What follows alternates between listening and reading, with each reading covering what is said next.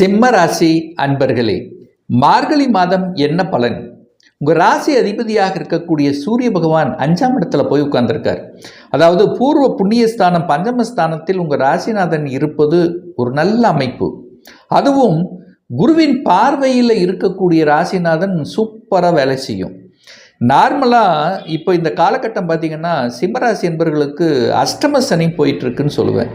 இந்த அஷ்டம சனி நடந்தாலே மனதில் குழப்பங்கள், தெளிவான முடிவெடுக்க முடியாத கன்ஃபியூஷன், ஏதோ ஒரு வகையில் வலியை கொடுக்கக்கூடிய அமைப்பு, எல்லாம் இருந்தும் இல்லாத மாதிரி எதையாவது நினைத்து கொண்டு வருத்தப்பட்டு கொண்டு இருப்பது, இந்த மாதிரி மனம் சாட்டிஸ்ஃபேக்ஷன் இல்லாத தன்மையை கொடுத்து கொண்டிருக்கிறது அப்படின்னு சொல்லுவேன் இந்த சிம்மத்துக்கு. அதுவும் குறிப்பாக சொல்லப்போனால் மகம் நட்சத்திரத்தில் பிறந்த அன்பர்களுக்கு.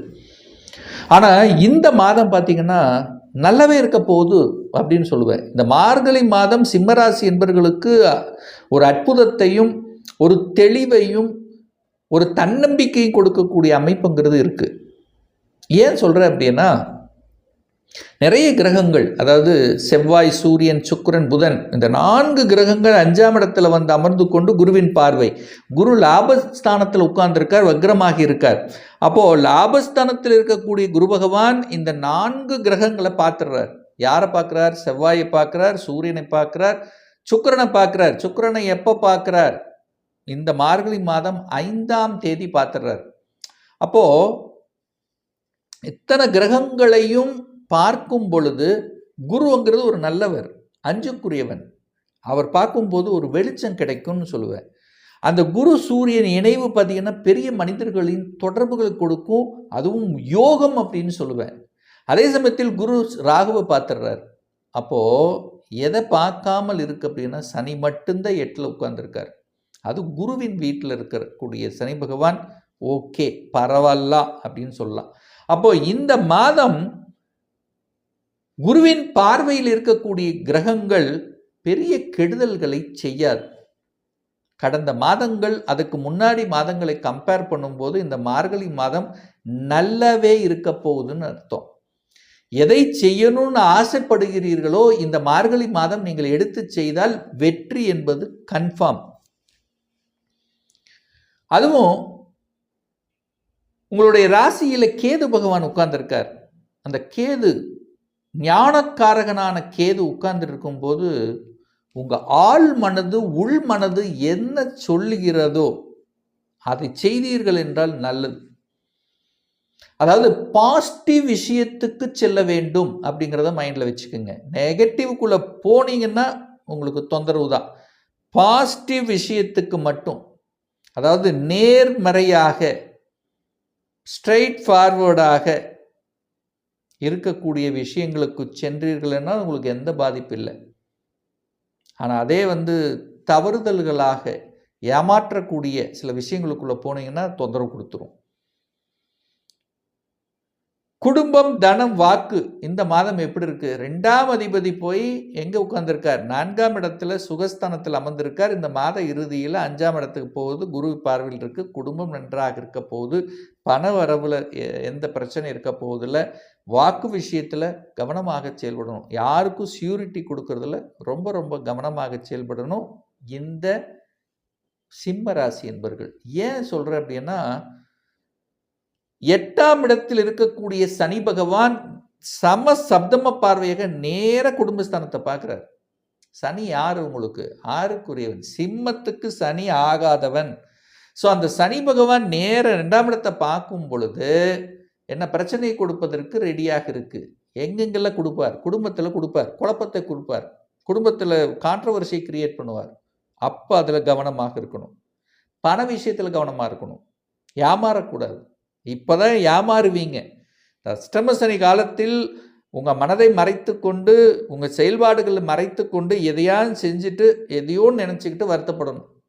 ஸோ அந்த விஷயத்தில், பண விஷயத்தில் கவனமாக இருக்கணும். வாக்கு அதே மாதிரி தான். தேவையில்லாத வாக்குகளை கொடுப்பதோ, தேவையில்லாத குடும்ப விஷயத்தில் நீங்கள் போய் அங்கே ஏதாவது செய்கிறதோ இதெல்லாம் தவிர்ப்பது நல்லது. நீங்கள் என்னதான் நல்லதே செஞ்சாலும், நல்லதே பண்ணாலும் எதையாவது ஒரு குறை எடுத்து உங்கள் மேலே போட்டுருவாங்க. அதனால் நீங்கள் மன வருத்தத்தை உருவாக்கிறோம். ஸோ அதனால் என்ன நான் சொல்ல வரேன் அப்படின்னா, குடும்ப விஷயத்தில், மற்றொரு குடும்ப விஷயத்தில் தலையிடாமல் இருப்பது சிம்மத்துக்கு நல்லது. 4ஆம் இடத்துல சுக்கிரன் திக்பலத்தோட வலிமையா இருக்கார். 4ல் சுக்கிரன் இருக்கிறது நல்ல தன்மை தான். செவ்வாயினுடைய வீட்டில் இருக்கார். குருவின் பார்வையில் 5ஆம் தேதி, அதாவது மார்கழி 5ஆம் தேதி, அதாவது 20/12/2025 சுக்கிரன் 5ஆம் இடத்துக்கு, உங்கள் ராசிக்கு 5ஆம் இடத்துக்கு போகிறார். குருவின் பார்வையில் இருக்கு. பணத்துக்கு எந்த பிரச்சனை இல்லை. நம்பர் 1, பணம் ஏதோ ஒரு வகையில் உங்களுக்கு கனெக்டிவிட்டி கொடுக்கும். வீடு ஆல்டர் பண்ணுறது, வீட்டுக்கு தேவையான பொருள்கள் வாங்கி மகிழ்வது, இதெல்லாம் சிறப்பு. ஏதாவது ஒன்று வாங்குவீங்க. வீட்டுக்கு தேவையான உபகரணங்களை வாங்கக்கூடிய ஒரு மாதமாக இந்த சிம்மத்துக்கு நிச்சயமாக அமையும். 5ஆம் இடம் நல்லா இருக்கு. குழந்தைகளுக்காக எதையாவது பண்ணுவீங்க. குழந்தைகளினுடைய நலனுக்காக நல்லது செய்யக்கூடிய ஒரு மாதம். இது வரைக்கும் பூர்வீகமே போகலைன்னா பூர்வீகத்துக்கு போகணும், பூர்வீகத்தில் போய் எதையாவது பண்ணணுங்கிற அந்த ஆர்வங்கள் அதிகமாக இருக்கும். குலதெய்வ வழிபாடு, குலதெய்வத்துக்கு சென்று வரக்கூடிய பாக்கியங்கள், அல்லது குலதெய்வத்துக்கு ஏதாவது உதவி செய்வது, சமூக காரியங்களில் ஈடுபடுவது, பெரிய மனிதர்களின் தொடர்புகளை ஏற்படுத்துவது, ஸோ இந்த மாதிரி ஒரு நல்ல விஷயங்கள் கிடைக்கக்கூடிய அமைப்பு இந்த மார்கழி மாதம் சிம்மத்துக்கு பெட்டராக இருக்கு அப்படின்னு சொல்லுவேன். ஏன்னா கடந்த சில மாதங்களை கம்பேர் பண்ணும்போது இந்த மாதம் நல்லா இருக்க போகுதுன்னு சொல்லுவேன்.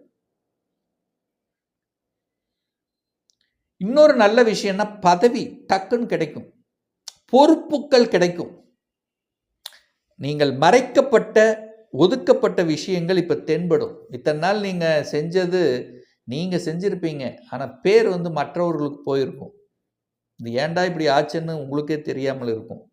இப்போ அது நீங்கள் தான் செஞ்சீங்க அப்படிங்கிறத தெரியப்படுத்தக்கூடிய ஒரு மாதமாக அமையும்.